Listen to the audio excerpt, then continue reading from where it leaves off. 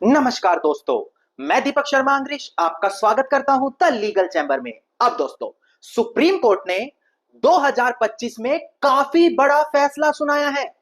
जो आप लोगों की पैतृक संपत्ति है, जिसे आप पुश्तैनी जमीनें कहते हैं या एंसेस्ट्रल प्रॉपर्टी बोलते हैं, उसको लेकर सुप्रीम कोर्ट की काफी बड़ी जजमेंट आ गई है।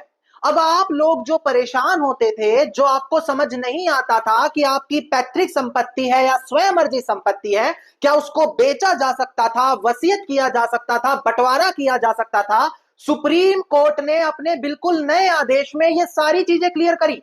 सुप्रीम कोर्ट ने साफ बता दिया है कि कब एक पैतृक संपत्ति स्वयं अर्जित मानी जाएगी, और अगर वो स्वयं अर्जित मान ली गई तो उस पर परिवार का कोई भी दूसरा सदस्य अपना हक नहीं मांग सकेगा।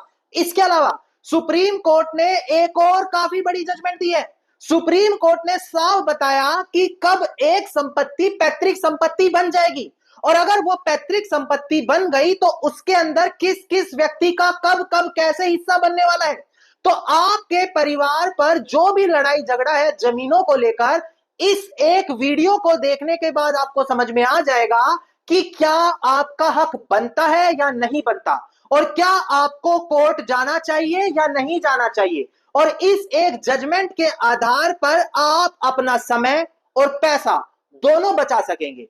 तो आज की वीडियो ये काफी ज्यादा इंपॉर्टेंट होने वाली है।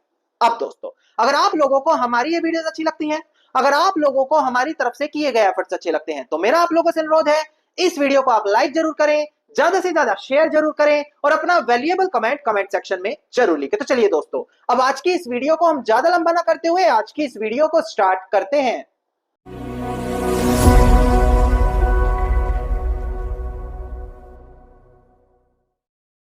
अब दोस्तों, सबसे पहले वीडियो की स्टार्टिंग में एक महत्वपूर्ण जानकारी मैं अपने सभी दर्शकों को दूं। देखिए, मैंने अपने सभी व्यूअर्स के लिए एक फ्री व्हाट्सएप ग्रुप बनाया है।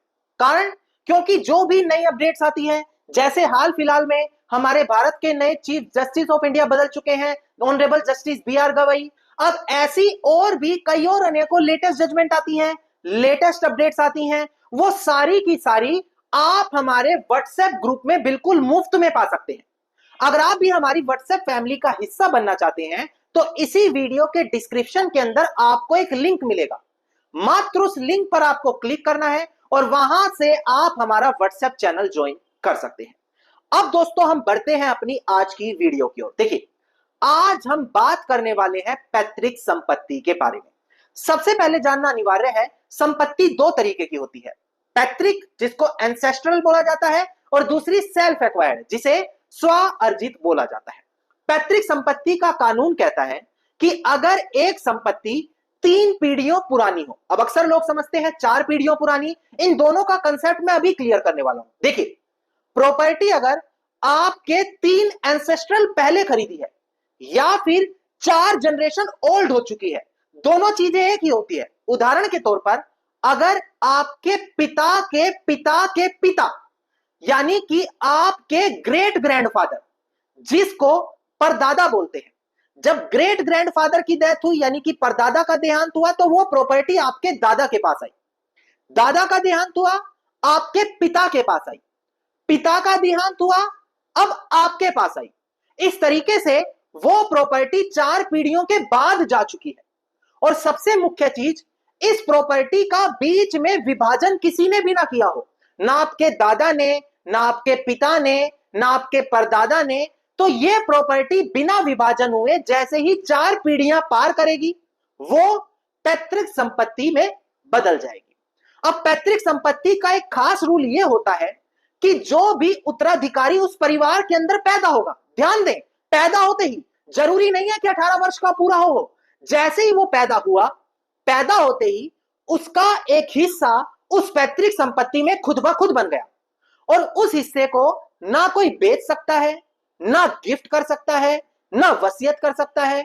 और अगर कोई उसको बेचना चाहे भी, तो पहले कोर्ट से परमिशन लेनी पड़ती है कि यह व्यक्ति यहां पर कुपासनर है, अभी नाबालिग है, हमारे परिवार पे एक मुसीबत आ पड़ी है, इसीलिए हम ये हिस्सा बेचना चाहते हैं। तो जो परिवार का मुखिया होता है, जिसको कर्ता ऑफ द फैमिली बोलते हैं, वो उस नाबालिग का जो पैतृक संपत्ति में हिस्सा बनता था, कोर्ट से परमिशन लेकर या लीगल नेसेसिटी और बेनिफिट ऑफ द एस्टेट के चलते बेच सकता है। यह होता है पैतृक संपत्ति का कानून। और वहीं दूसरी ओर बात करें स्व अर्जित संपत्ति, यह वो होती है जो एक व्यक्ति ने खुद खरीदी हो, उसको दादा परदादा पुश्तैनी जमीनें नहीं मिली, अपनी खुद की कमाई से खरीदी है, या फिर किसी और व्यक्ति ने उसको वसीयत कर दी, गिफ्ट कर दी, सेल कर दी। तो इन तीनों कंडीशन में भी जो प्रॉपर्टी आपको मिल रही है वो आपकी स्व अर्जित मानी जाएगी। स्व अर्जित का सिर्फ एक यही रूल है कि जिसकी वो प्रॉपर्टी है, जिसको मिली है, उसी का अकेले का अधिकार होता है और उसके जीते जी ना उसका बच्चा, ना उसकी पत्नी, ना कोई तीसरा व्यक्ति उस संपत्ति में कोई भी अधिकार जता पाएगा। जब वो मर जाएगा तब क्लास 1 के जो उत्तराधिकारी होंगे, बेटा बेटी, बेटा बेटी मर गए तो उनके बच्चे, माता जी, उनकी पत्नी, वो उस पर अधिकार रख सकती हैं। कब? जब वो मर गया, कोई विल वसीयत करके नहीं गया। यह होता है स्व अर्जित संपत्ति का कानून। नौ दोस्तों, कई बार देखा जाता है कि कोर्ट के अंदर केस चल रहे हैं, लोगों को पता नहीं है कि कौन सी उनकी पैतृक है, कौन सी उनकी स्वार्जित है, क्या उनका हिस्सा बनता भी है या नहीं बनता। और अज्ञानता के चलते, कानून की पूरी जानकारी ना होने के कारण, कोई रेलिवेंट जजमेंट ना होने के कारण सीधा केस डाल दिया जाता है। कोर्ट में सालों साल अटके रहते हैं और आखिरी में केस भी हार जाते हैं। अब मैं सुप्रीम कोर्ट की जो बिल्कुल लेटेस्ट जजमेंट आई है वो आपके साथ डिस्कस करूंगा।